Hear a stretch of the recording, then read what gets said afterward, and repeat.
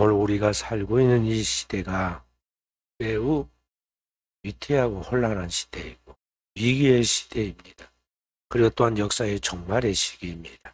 이때 오늘 우리가 어떻게 어리석은 자가 되지 않고 지혜 있는 자로서 살아갈 수 있는가?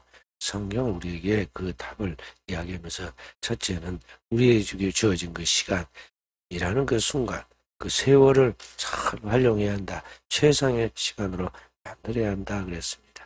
우리에게 주어진 그 시간의 한계 안에서 우리에게 주어진 그 일생을 어떻게 후회하지 않는 최상의 시간을 만들어갈 것인가. 성경을 두 번째로 우리에게 그것은 우리의 삶에 먼저 하나님 나라로 일을 구하는 삶이 되어야 하는데, 그것은 구체적으로 우리 하나님의 뜻을 이해하고 그 뜻을 쫓아 살아가는 삶이다 그랬습니다.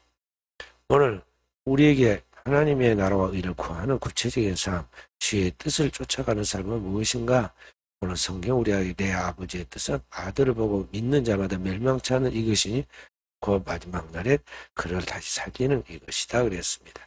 곧 하나님의 뜻은 이 땅에 있는 천하 만민이 멸망하지 않고 구원받아서 하나님의 영원한 나라로 들어가는 것인데, 바로 그 하나님의 뜻을 우리가 알고 이해하라 그랬잖아요. 주의 뜻이 우리가 이해하라. 그래서 확실하게 우리가 이해하고 그것을 내가 믿을 뿐만 아니라 그것을 위하여 살아야 한다는 것입니다. 영혼의 구원, 생명의 구원을 위해서 살아가는 게 가장 가치 있는 시간이다. 나머지는 하나님이 묻지 않습니다. 우리가 얼마나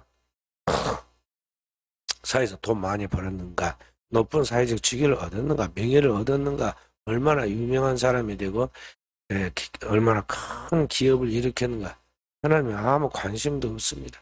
도리어 어리석은 자들이라고 그러고 어리석은 부자 이야기를 통해서 부자가 천국 들어가기는 거의 100% 불가능하다. 낙타가 바늘길로 들어갈 수 없음 같이 절대 들어가지 못한다고 말함으로써 하나님과 재물을 겸하여 섬길 수 없고 도리어 그것을 위험한 도박이라고 가르치고 있죠. 그래서 우리는 하나님 앞에서 가장 중요한 것은 이 땅에서 사람들의 가치관을 따라서 물질적이고 경제적이고 현실적인 그런 것이 아니라 영원한 것을 쫓아가야 살아가야 하는데, 바로 하나님이 우리의 생명을 천하보다 귀하게 여긴 같이 우리가 또한 이 땅에 있는 영혼들을 천하보다 귀하게 여기고 이 땅에 살아가는 동안에 그 생명을 어떻게든지 주님께로 인도하고 주님을 믿고 구원받게 만드는 것만이 하나님이 가장 가치 있게 쳐주고 최상의 축복을 준다고 오늘 가르치고 있습니다. 바로 그게 주의 뜻이라는 것입니다. 그 주의 뜻을 구하고 그 뜻이 이루어지도록 위하여 살아가는 것. 그런데 과연 우리가 그런 삶을 살아가고 있느냐 하는 것입니다. 저와 우리 사랑하는 성도들이 가만히 오늘을 살아가는 이 우리의 삶을 분별해야 돼요. 주의 뜻이 무언가를 분별하고 내가 지금 그 뜻 가운데 살아가고 있느냐 하는 것이죠.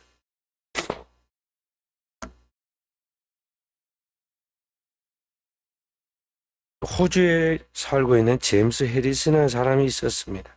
이 해리슨이라는 이 사람이 14살 때에 폐를 절제하는 대수술을 받게 됩니다. 이 폐는 간과 달라서 수술하면 그게 자라질 않습니다. 간은 자라거든요. 3분의 1을 잘라내도 그게 자랍니다. 그래서 하는데 폐는 절대 고쳐지거나 폐가 다시 원상복귀가 되거나 자라질 않아요. 그렇기 때문에 폐가 굉장히 중요한데 이 폐를 절제해서 잘라냈습니다. 대수술을 받고 수차례 이식수술을 받은 다음 몇 주간 입원해 있으면서 13리터나 되는 피를 헌혈을 받게 됩니다. 이 피가 얼마나 중요한가 알잖아요. 피가 생명인데 폐를 수혈받을 때 13리터라고 했으니까 완전히 피를 4번이나 그 몸에서 갈았다는 것입니다. 그런데 그렇게 완치가 된 다음 제임스는 자신이 성인이 되면, 성인에 대해 이 호주는 수혈을 할 수 있기 때문에, 헌혈을 할 수 있기 때문에 자기가 헌혈할 성인이 되면 꼭 자기가 헌혈을 해야겠다 다짐을 합니다.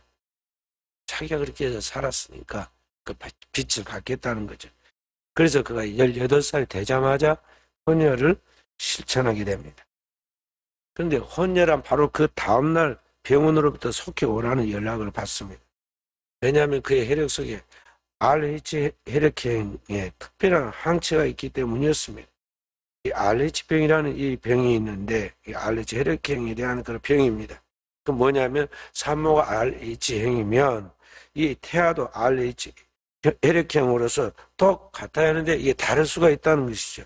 만약 다르게 되면은 태아의 세포가 파괴되어 가지고 죽게 되는데 1년이 아니라 100명이면 17명이 죽은대요.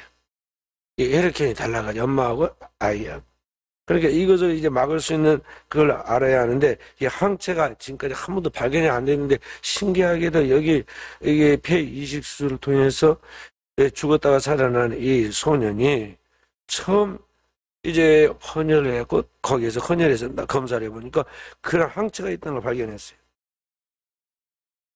그래서 그 항체가 있는 그 혈액형을 계속해서 이제 연구해가지고 백신을 만들어야 하는데 그 일에 이제 그 피를 이제 사용하기도 하지만은 또 그 혈액으로 말미암아 실제로 지금 병들어 있는 아이들을 하나씩 살려내게 되는데 무려 몇 명을 살려내냐면은 240만 명의 아이들이 생명의 구원을 받았어요.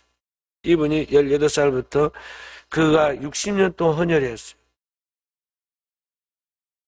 그렇게 해서 60년 동안 1173번의 헌혈을 통해서 240만 명의 아이들이 생명을 얻게 됩니다. 그렇게 60년 동안 헌혈하다가 2018년에 마지막 헌혈을 하게 되는데 그것은 뭐냐면 호주의 법률상 이렇게 나이가 고령인 사람들, 그러니까 18살부터 헌혈해가지고 60년을 했으니까 78세가 되었죠. 이 고령의 나이가 되면 더 이상 헌혈을 받지를 않아요. 그래서 이제 헌혈을 하지 못하게 되었는데 그런데 그때까지 이렇게 많은 헌혈을 통해서 백신도 만들어내고 그것도 실제로 그 아이들이 240만 명이 목숨을 구하게 됐다는 것이죠. 뭐냐면은 오늘 우리가 세상을 살아가면서 하나님 뜻대로 산다고 할 때 내가 뭘 할 수 있겠느냐 그렇게 생각하지 말라는 것입니다. 나는 평범한 사람이라 아무것도 할 수 없고 누구를 도울 수 있는 능력이 없다고 생각하지만은 사실은 우리가 주의 이름을 가지고 내가 하는 그 작은 것이 이와 같이 많은 생명을 구원하는 열매를 맺을 수 있다는 것을 우리가 알고 주님이 우리에게 말씀하신 한 영혼은 천하보다 귀하다는 걸 알고 이 생명을 구원하는 일에 내가 어떻게 사용될 수 있을까, 무엇을 할 수 있을까, 그리고 어떤 방식으로 내가 거기에 공헌할 것인가 늘 생각하여 하나님 앞에 최선의 답을 찾고 나아가라 하는 것입니다. 이렇게 생명을 구원하는 이 일을 위하여 살아가는 게 쉬운 일이 아닙니다. 왜냐하면 오늘 우리가 살고 있는 세상은 모든 게 나에게 최적고 조건을 딱 맞춰가지고 그렇게 하나님 뜻대로 살 수 있도록 만들어진 천국이 아니에요. 오늘 우리가 살고 있는 이 땅, 오늘 우리의 육체는 오늘 우리가 살고 있는 세상 죄악된 세상이고 죄인들이 모여있는 이런 아주 영적인 싸움터예요. 그 수많은 그런 영적인 적들이 우리를 지금 타락시키고 멸망시키려고 그렇게 위협하고 우리를 넘어뜨리려고 합니다. 우는 사자가 삼킬자를 찾는다고 그랬잖아요. 그러듯이 오늘 우리에게 늘 먹잇감 찾듯이 우리를 찾아서 넘어뜨리려는 원수 마귀가 으르렁거리고 있는데 그 속에서 우리가 믿음을 짓고 하나님 뜻대로 산다는 것은 내 힘으로는 절대 불가능하다. 성령의 도우심이 있어야 돼. 그래서 성도는 쉬지 말고 기도해야 돼. 쉬지 말고 기도하되 성령이 내 안에 충만히 채워질 때까지 be filled with the Spirit. 성령으로 가득 채워질 때까지 그렇게 기도하라는 것입니다. 요새 좀 날씨가 가무르니까 식물이 막 타들어가고 죽어가고 그랬잖아요. 비가 쏟아져가지고 식물이 다시 일어나 살아납니다. 그와 같이 오늘 우리가 하나님의 생명의 단비를 풍성히 마셔 우리의 영혼이 소생하고 우리의 영혼이 살아나서 다른 사람들까지 선한 영향을 끼치고 선한 영향력의 통로가 될 때까지 우리는 끊임없이 하나님 앞에 기도해야 돼요. 근데 우리는 기도를 안 해요. 문제는 뭐냐면 기도하는 게 단순한 게 아니라 기도를 쉬면 그때부터 음식이 부패하듯이 우리의 영이 파괴되고 우리의 삶의 모든 부분이 어긋나서 그 죄악된 길로 걸어가게 되어가고 있어요. 누구도 이 세상의 죄악의 홍수를 이기고 나갈 사람이 없어요. 또 이 세상에서 그 누구도 사자를 이길 수 없은 것이 원수 마귀를 이기고 원수 마귀의 꾀를 다 간파해가지고 그걸 뚫고 나갈 수 있는 사람은 단 세상에 한 사람도 없다는 거죠. 그래서 다 넘어졌기 때문에 의인은 없느니 하나도 없다는 것입니다. 우리가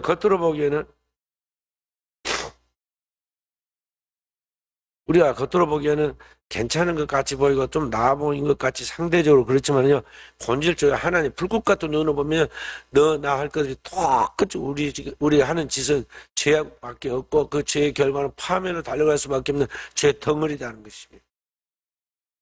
그래서 그러한 죄악 가운데서 우리가 어떻게 이 세상에서 거룩한 하나님의 뜻을 따라서 하나님의 그 선한 일을 하면서 살아갈 수 있느냐? 결코 그렇게 될 수가 없다 이 말. 그래서 여러분과 저에게는 하나님을 믿어도 그 뜻대로 살 수 없는 우리의 모습을 바라보고 절망하게 되는 것입니다. 최근에 나온 넷플릭스 드라마 수리남이라는 영화가 있어요. 국제 마약 사범 그 이야기인데요. 실제로 저기 북미와 남미 사이에 보면은 수리남이라는 섬 나라가 있습니다. 그 나라에서 국제 마약 사범, 우리나라 사람이 거기서 마약을 그렇게 팔다가 잡은 이야기인데요. 거기에서 그 마약을 파는 그 마약 사범, 아주 대단한 그 마약 사범이 원래는 그 영화에 나오기 전에 소설이 있었는데 그 소설의 주인공은 무엇이었냐? 직업이 엔지니어였어요. 근데 감독이 뭘로 바꿔놔 버렸냐면 그 마약 사범을 최근에 영화를 만들면서 국제 마약 사범을 목사로 변신시켰어요. 그게 이 넷플릭스 수리남이라는 영화를 보면요, 그 마약 사범이 낮에는 완전 목사님으로서 막 할렐루야 그리고 돌아다니고, 그게 뒤에 음지에서는 사람을 죽이고 마약을 팔고 그 이권을 가지고 막 세계를 조종하고 나가는 그런 나쁜 역할로 나와. 근데 왜 사람들에게 공감을 얻도록 사람들을 자극하고 흥미를 자극시키려고 왜 목사로 바꿨겠어요? 오늘날 우리 한국에 그리스도인이 많이 있지만은 목사와 성도를 막론하고 우리가 정말 주님처럼 십자가를 지고 따르는 것이 아니라 우리가 세상에서 가장 이중적인 문제가 많은 사람들이 크리스천들이 되고 있다는 것을 지금 사람들이 공감하고 있기 때문에 그것을 자극시킨 거예요. 물론 지금 이렇게 해서 실제로 이름 없이 빛 없이 하나님 앞에 헌신하는 많은 주의 종들과 교인들이 있음에도 불구하고 사람들이 인식하는 이 기독교에 대한 부정적인 편견과 또 그런 인식들이 있기 때문에 이 언론에서는 특히 영화 같은 데서는 사람들의 그것을 관심을 끌어들이려고 그렇게 지금 분장을 시킨 겁니다. 어쨌든 세상이 그렇게 되어 가듯이 오늘날 믿는 자일 뿐만 아니라 믿지 않는 자들까지도 다 오늘날 이와 같이 죄악에 다 노출돼 가지고 이렇게 타락해 가고 있기 때문에 오늘 우리가 이 세상, 이 어둠의 세상에 빛을 비추고 오늘날 이 세상 썩어가는 세상에 소금처럼 녹아져서 세상을 정화시켜 나가도록 하기 위해서는 우리께 힘, 노력, 의지 그런 걸 안 된다는 것입니다. 오늘 우리에게 절대적으로 필요한 것은 무엇이냐면 하나님의 제3위의 하나님이신 성령이 우리를 도우시고 우리와 함께 하시고 그 뜻대로 살 수 있는 판단력과 의지를 주시고 그렇게 살아갈 수 있도록 권능을 부어줄 때만 우리가 어둠을 이기고 그 어둠의 그 강한 자극과 도전과 영향력을 이기고 하나님의 뜻을 알아서 그대로 순종할 수 있는 것이지 성령 없이는 아무도 주의 뜻대로 살 사람이 없다 이 말이죠. 그래서 성경에서 쉬지 말고 기도하라고, 그 기도의 결론은 뭐냐면 성령의 충만함이에요. 그런데 오늘날 현대인들은 기도를 안 하니, 기도하는 것이 너무나 익숙해 하는데요, 서툴러 가지고 기도를 안 하니 하나님의 선한 뜻을 어떻게 알겠습니까? 그 인간적 생각으로 뭐든지 교회 일도 하다 보니까 다툼과 분쟁이 많아지고 여러 가지 복잡한 문제들이 생기는 거예요. 모든 걸 인간의 생각을 합니다. 결과가 좋으면 좋은데 항상 인간의 생각대로 했는데 처음에는 사람들이 이야기하면 그럴까? 그런 게 있어. 좋아가지고 막 희망을 걸었지만 항상 끝이 좋지 않으니까 뭐가 생긴 마지막에 다툼이야. 내가 괜히 그 말 들어가지고 이랬다. 내가 이렇게 하라고 했는데 이랬다 저랬다 그래가지고 원망이 많아. 그래서 요사이는 부모도 자식한테 이래라 제대로 못해요. 왜냐면 나중에 가서 엄마 아빠 탓을 할까 싶으니까. 그런데 오늘 우리 항상 깨어 기도하면 성령의 우리 곁에서 파라클레토스, 곁에서 돕는 변호사처럼 우리에게 늘 도와서 저희들이 무엇인가를 분별하고 어떻게 하는 게 선한 삶이고 어떻게 하는 게 내 영혼에 유익이 된 것을 하나님의 말씀 속에 다 끄집어다가 딱딱 알려주시기 때문에 우리가 그 뜻대로 순종해 나아가면 당장 눈앞에 보이는 것이 없고 손에 잡히는 것이 없고 귀에 들리는 것이 없어서 때로는 막막하고 비논리적이고 비합리적인 것 같이 보이지만요, 끝에 가보면 결과가 너무 좋은 거예요. 그래서 항상 믿고 순종했더니 복받았다고 그런 고백이, 신앙적 고백이 나오게 되는 거예요. 이제 그리스도인은 그렇게 살도록 성령에 이끌리는, 성령에 지배받는, 성령의 인도함을 따라 살아가도록 기도해야 하는데 왜 현대인들은 기도를 하지 않느냐 하는 것입니다.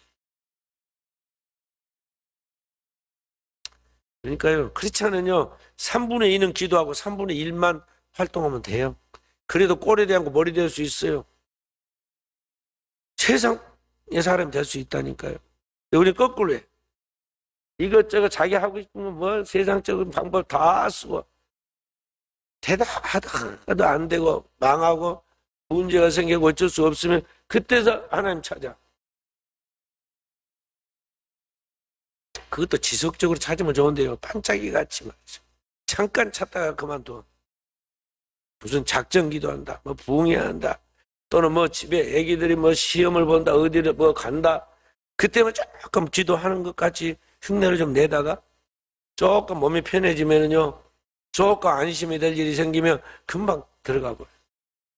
개가 구멍으로 쏙 들어가듯이요. 언제 들어갈 수가 없어.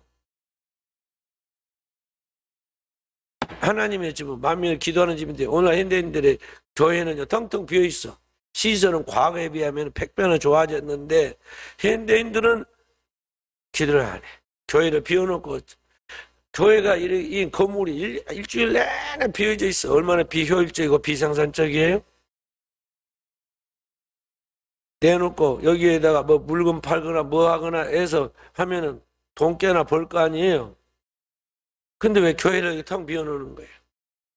하나님 앞에 기도하라고, 성도를 예배하고 기도하라고 다 구별시켜서 하나님께서 그 주의 이름을 기념하는 교회를 세워서 거기에서 기도하러 또 그때 피를 발라놨는데 여기서 기도를 안 해. 그리고 우리가 거의 노는 동네가 따로 있어. 그래서 할 수 없이 그게 딴 데서 이상하게 놀지 말라고 교회에다가 카페도 만들어 둔 거예요. 놀려면 차라리 교회에서 놀아라. 그때 이제 이번에는 이제 교회에서 카페를 통해서 돈 번다고 말이죠. 이제 또 다른 또 문제들이 생기고 있어. 현대 교회들이 그렇다는. 그래서 오늘 우리는 하나님 앞에 은밀한 중에 보시는 하나님 앞에 선한 경주를 가지고 기도해. 기도하지 않으면, 기도하면서 늘 깨어있지 않으면, 하나님의 성령의 권능과 지혜로 무장하지 않으면 마귀에게 속아서 우리가 인간적인 그런 희망을 갖고 마귀한테 순간 잘못된 선택을 하게 되는데 그때 우리는 나도 모르게 순간 죄를 짓게 되어가고 있어요.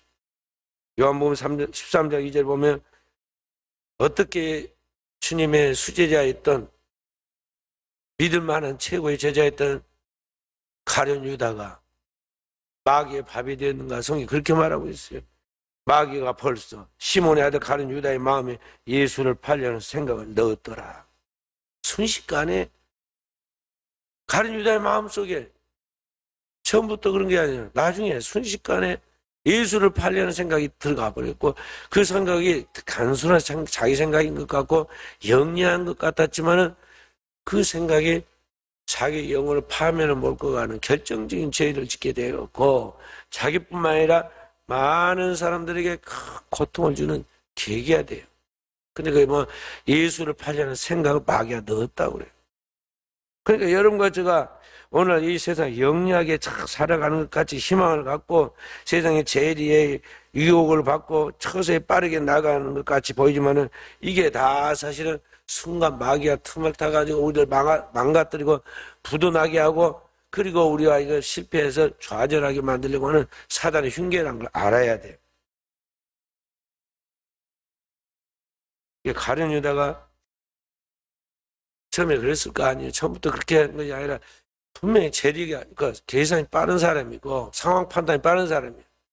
그 로마가 지배하고 있는 식민지 시대에 예수님과 함께 12제자들을 공개하고 예수 그리스도를 통한 그 교회 공동체를 통해서 하나님의 나라를 이루가려면 그 일에 전부 다 사람 사랑하는 일에 돈이 필요하니까 경제적인 일을 좀 잘 해야 하는데 12제자 중에 이 가룟 유다만큼 똑똑하고 빠르게 판단력을 갖고 나간 사람이 없었어요. 그래서 자연스럽게 그가 재정을 맡게 되었는데 계속 그 일을 해 나가는 가운데 그는 현실적인 그런 상황 파악을 잘 해서 어떻게 한 게 유리할까? 교회도 잘 돼야지만 나도 개인적으로 잘 돼야겠고 그래서 아마 가룟 유다가 자기의 생애 가운데 결정적으로 돈을 좀 한 번에 딱 벌어들일 수 있는 방법이 뭘까를 생각했을 거 아니에요. 근데 그때 마침 예수 그리스도를 잡아서 그를 이제 감옥에다 집어넣으려고 그렇게 음모를 꾸미는 그 유대인들의 관계, 그것도 보통 사람들이 아니라 높은 대제사장과 서기관과 율법사들과 장로들이 그걸 딱 공모해 가고 있는 걸 바라보면서 거기에 대해서 또 현상 공모까지 했단 말이죠. 보면서 이거 한 번에 돈을 좀 받을 수 있는, 벌 수 있는 기회라고 생각을 했던 거죠. 그리고 또 어떻게 보면요, 자기가 보고 만난 예수께서는 보통 능력 많으신 분이 아니세요. 자기가 옆에 다 봤잖아요. 소경이 눈을 뜨고 귀신이 떠나가고 걷지 못한 사람이 일어나 걷고 죽은 자가 사는 걸 봤어요. 그 능력 많은 그분이 이런 겉으로는 그럴듯하지만 아무 능력도 없는 그 대제사장 서기관과 그런 사람들에게 쉽게 붙잡혀갖고 죽을 사람이 아니라고 생각한 거죠. 그래서 결정적 순간에 사람이 어려우면 다 빠져나가잖아요. 예수께서 부딪혀 놓으면 틀림없이 알아서 다 처리할 것이다. 구약에 모세가 바로와 그의 군대를 한 번에 10가지 재앙과 함께 한 번에 홍해에 밀어넣어서 몰살시켜서 이스라엘을 구원했듯이 하나님이 그렇게 역사하실 것이다. 아마 자기의 생각을 합리적으로 이리저리 다 생각을 했을 거예요. 그래서 결국에는 미쳤잖아요.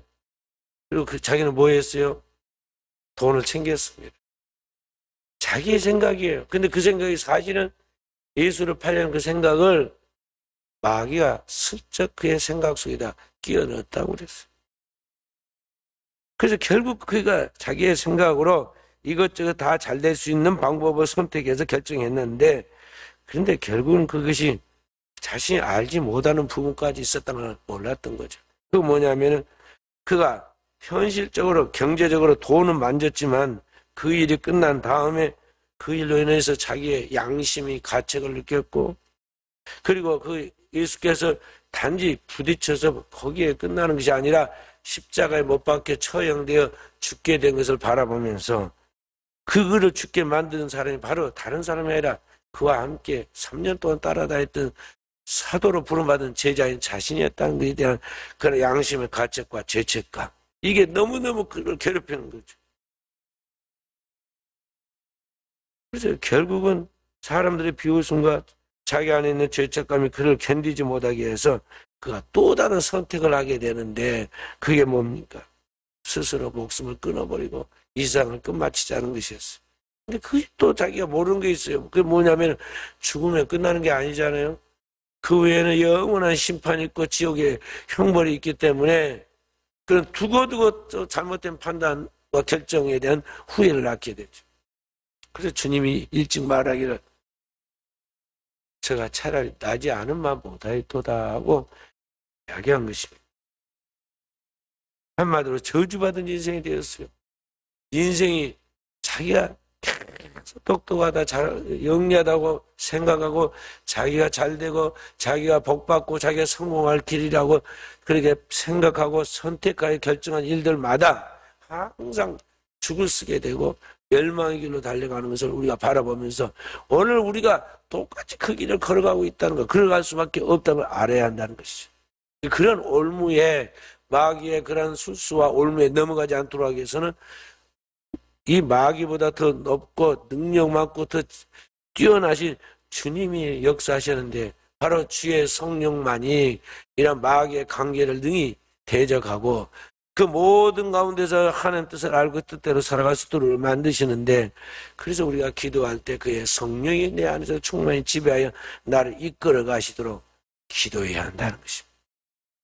기도하지 않으면 우리 성도들도 늘 넘어지게 되어 있고 마귀의 밥이 돼가지고 마귀의 종으로서 그렇게 끌려가게 되고 있다는 것을 우리가 알고 우리는 쉬지 않고 기도해야겠어요.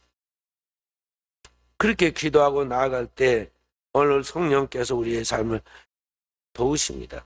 그래서 이제 영적으로 사는 사람은요, 그냥 슬렁슬렁한 것 같아요. 겉으로 보기에는요. 그런데 문제는 그 사람이 하는 거 다 잘 된다는 거예요. 형통하다는 거예요.